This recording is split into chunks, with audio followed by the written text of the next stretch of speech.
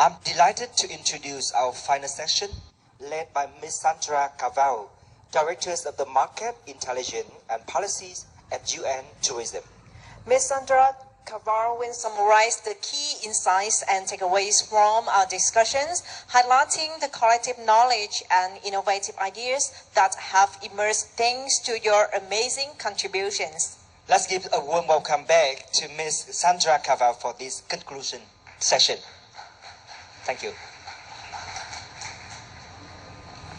Thank you very much. I'm not going to take much of your time because I know it was a very long day. I just want, before I share some of the insights,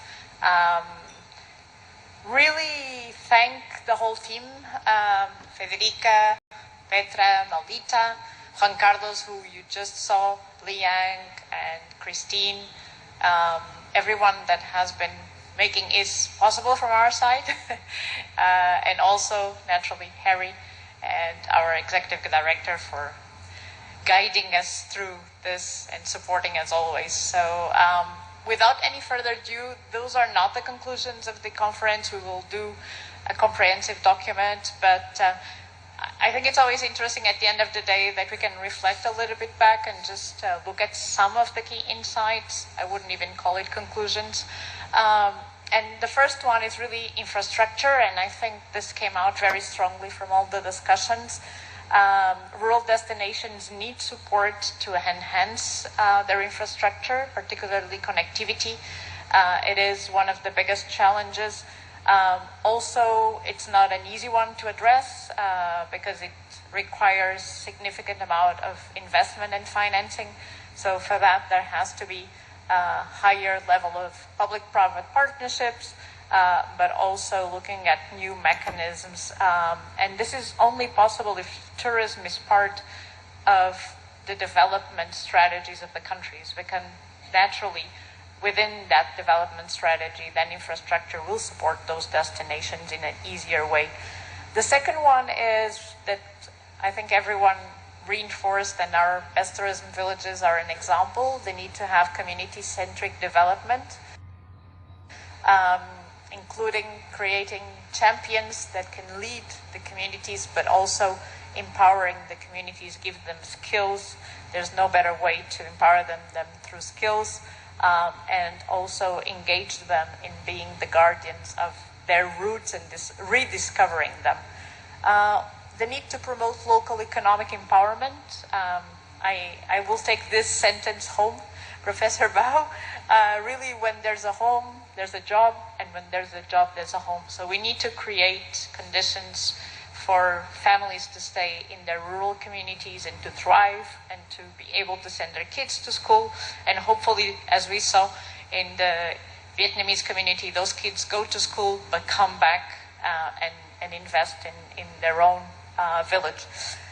Also, the importance of linking the destinations with banking systems and with private sector. We saw many good examples, including from the Indonesian Ministry of Tourism, but also to foster entrepreneurship opportunities for small businesses in the communities. We talked about fostering links between agriculture and tourism. I'm not going to dwell too much into it. There was a semi-summary in the afternoon. But really, there was very good examples from the global important agriculture heritage systems. I advise you to discover more about this program from FAO, and also the One Commune, One Product initiative.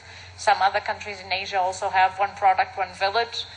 This is really an inspiring way to promote the destination with an identity and at the same time foster agriculture. We heard from Carmen very good tips. I'm sure a lot of you took notes about it. Rural tourism is aligned with the trends, and we heard it from Fleegi now as well. So it's not only because it can be a very good tool for poverty alleviation and development, but it's also a very business positive case these days. Use words like villages, off the beaten track, local spots to attract attention. Engage media if you invite them in activities so they have a compelling story to tell, and identify your hook also visually. Today you cannot not have a visual hook to get people to know you better. Empowering youth, we've heard from our best tourism villages great examples from Andorra, from Portugal, from Indonesia. Many initiatives at local level that allow for skills development, but also entrepreneurships, inviting them to discover their roots. I like very much what Portugal said, take your eyes out of the screen and look at where you are, to really value the community that you are in, but create and innovate, and I'm sure you can thrive on it. Tourism diversification, we just heard from the platforms as well. It's very important to create attractive products, activities around everything from food experiences to cooking to trekking to nature-based activities, wellness. We all are, after the pandemic, very much more aware of mental and physical wellness, and rural areas also allow for that disconnection and creating those experiences.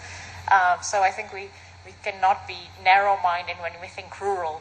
We really think about all the areas of development in terms of product that can exist. Finally, also building links with the markets. We heard how important it is, because if at the end of the day the destinations are not marketable, they're not viable economically, they will never be able to thrive in tourism. We need to understand the needs of the consumers, and it's very good to see the travel platforms supporting digital literacy, and I think this is something that we're happy to also continue doing with them through our partnerships with UN Tourism and them. Going digital, thank you for Meta for sharing the insights on how destinations can actually take advantage of something that was super expensive years ago. If you wanted to run an advertising, no rural destination would be able to pay for it. And now it's in the tip of our hands. Some tips from Meta: be present at all times. Don't wait for what would be your peak seasons or the planning expected time. Work across all platforms. And travelers use now media and social media to share their adventures. And here, I think it's where we can also empower youth. If you engage the youth in your community telling their own stories, you have a very, very powerful work team doing the best for the promotion of your destination. And finally, it's not a key takeaway, but it's from one of the presentations, and I think it summarizes the spirit of our program and what we do, which says we don't develop tourism, we use tourism as a sustainable development tool for rural areas. So it's really a tool, it's not an end in itself, and I think this is what we would like to take away from today and from all your inspirational examples. I trust that today there was a lot of connections made, and I hope to see you soon in any other place. Thank you. Thank you so much, Ms. Sandra Carvao, for